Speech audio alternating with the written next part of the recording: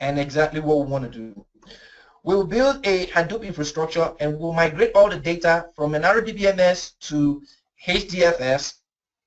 Then we will use processing code to develop daily prices and extract for presentation. So we are not the ones going to build that model. That's data science, right? So then once we have done that, file preparation, we will do this overnight. So it's going to be scheduled. The processing is going to be scheduled. And what does that mean? It means that something like Uzi, Apache Uzi is going to run the process to do scoop. When it does scoop, it's going to process the data. When it processes the data, it's going to put it in a presentation format and probably make it available through a client design pricing portal or dashboard or whatever it is. So that is what we're going to, that's what we're going to do.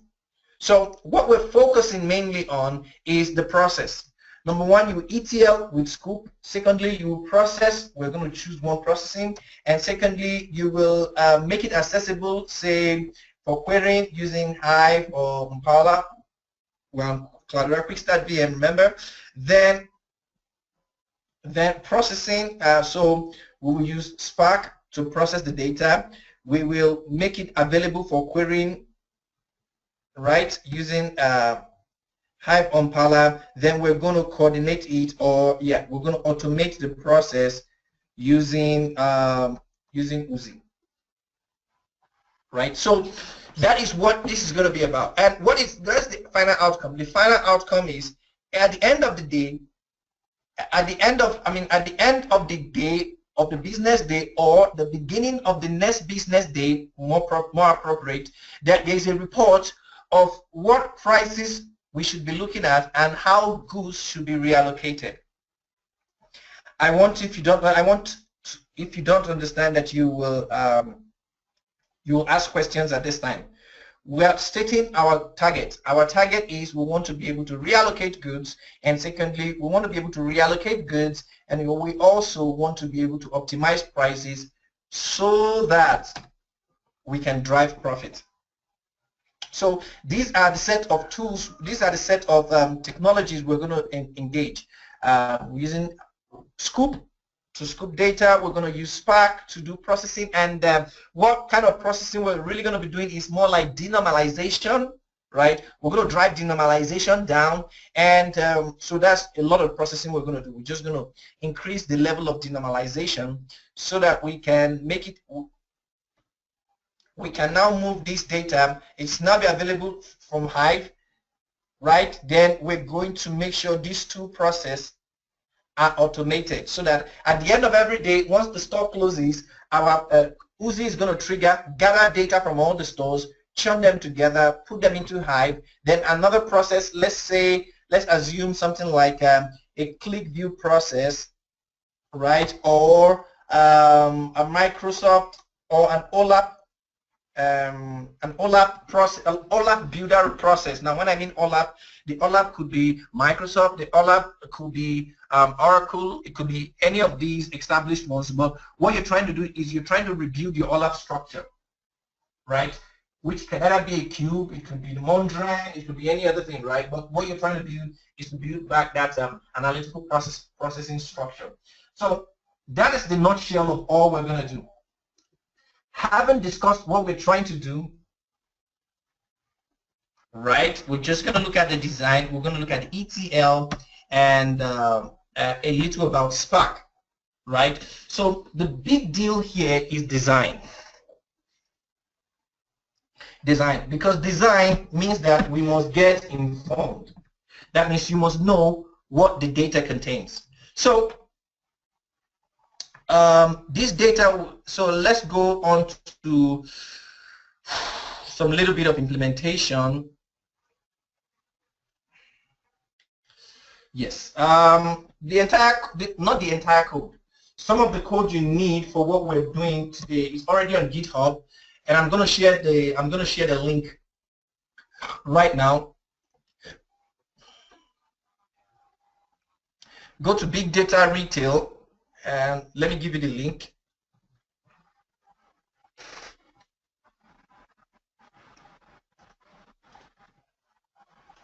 So that is big data retail. So what will happen this time is I'm just going to clone this repository and we're going to start from there.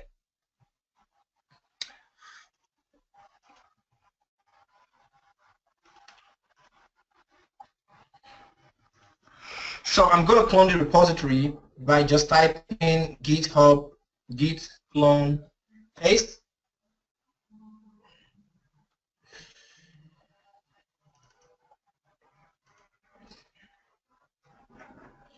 So I am cloning the repository, and there are some very important things we're going to look at in the repository. So let's just hang in there and wait till this download is done. And the AdventureWorks database is just a sample data. It's like Northwind.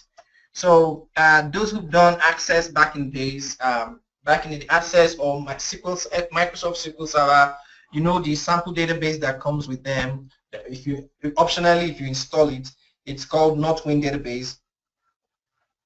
So if you have Northwind, if you have the Northwind database, you can do some practice. So the Northwind database of today is what we call AdventureWorks. It's just it's a database about a company, right? A fictitious company, Northwind Bicycles. So it contains a lot, right? And so to depict what we are trying to do, we are using the data sets from, we're using Northwind database. Now, secondly, because it's Northwind AdventureWorks database is for Microsoft Server, but we're using a MySQL port. So some guys ported it over from Microsoft Server, SQL Server to MySQL. So we're going to be using that. So that's our data set for the class. And let's see if we've got our, yeah, fully downloaded. So let's see the database. The database is here, right? So it's an SQL file, 84 meg, right? And what I really wanted to share with us is the ERD. We have to study it. If you do not know how the data is, you cannot engineer it, right? So many times, if you see a lot of data engineers or a lot of new data engineers, they're very eager to go into coding, right? Just like developers, right? So they're very eager to go into coding. But like I say, data engineering is more of decision making than actually is about, it's more of decision making than it actually is about software development. Right? Data exploration. So these are other things you want. I always say data engineering about. So we're going to do those two, data exploration. We're going to explore the data. Then we're going to make decisions, right? Then we'll go into software development. So get this, right? Just make it a part of your culture that when you're doing a data project, you're going to spend a lot of time trying to familiarize yourself with the data, especially if you're a consultant. If you're not a consultant, you spend less time on the data. Let me explain why.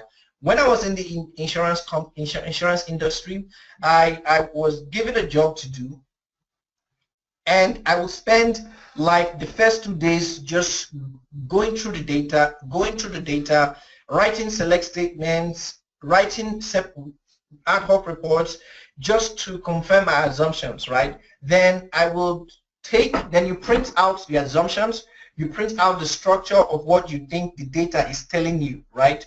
Not what the user tells you. You want to say what the data is saying. Then you take it back to the users to confirm. You take it back to a stakeholders meeting and say, is this what the data is all about? Is this what the data is all about? Is this what the data is all about?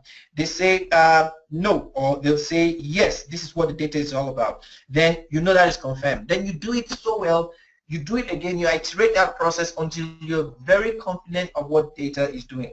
Most times when you're at this stage of the data, you are already solving the quality issue because you are beginning to find out that some data actually does not hold what people say. For example, they say when the user says, when the user is this and the user is that, this should be null. But you write that query and you get not null. You take it back to the user, they say, no, this is the rule. You say, but the data has a different rule.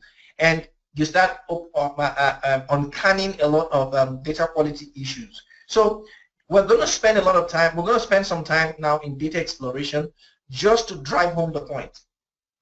You already said, a lot of you already said, I mean, those who responded already said you don't know much, you don't even know what the AdventureWorks database is. Yes, that is a typical scenario. You are the data consultant. Everybody's looking to you to answer questions that their data is asking. So you need to know the data much more than them to be able to answer the questions for them. After all, that's why you're going to be getting paid.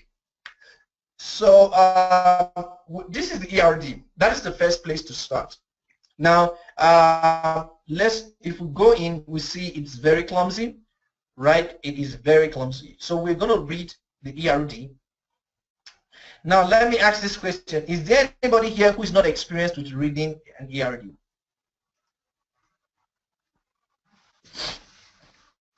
Arvind, can you read an ERD? Ashok, Jitendra, Manpreet, can you all read the ERD? Can you read an ERD? Or do you know what an ERD means? So we can go back to, we can keep going down into foundation.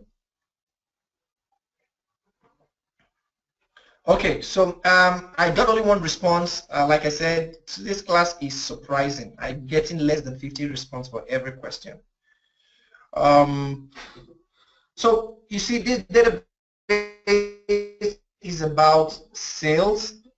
Okay, before we continue reading the ERD, let's just do something. You want to go to MySQL. Root password is Cloudera. Right, and show schemas. Right, so we don't have the database here. So what we want to do is we want to create the database. Entity relationship diagram, right? So we want to create the database. So what I did, however, is I have created a script that does it. I used this for another session. So so the script is import AdventureWorks, right? So this script will import the data. We import the AdventureWorks data into the. It will import the AdventureWorks data set into our MySQL. So if you had already cloned this directory, just type this command. Dataset database script import.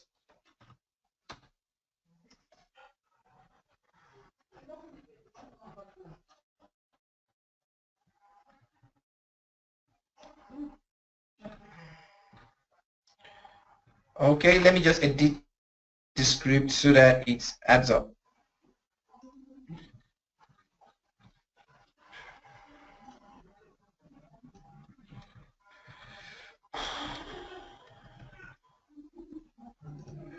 So let's run the script again. Password is Cloudera. So it's going to import the database.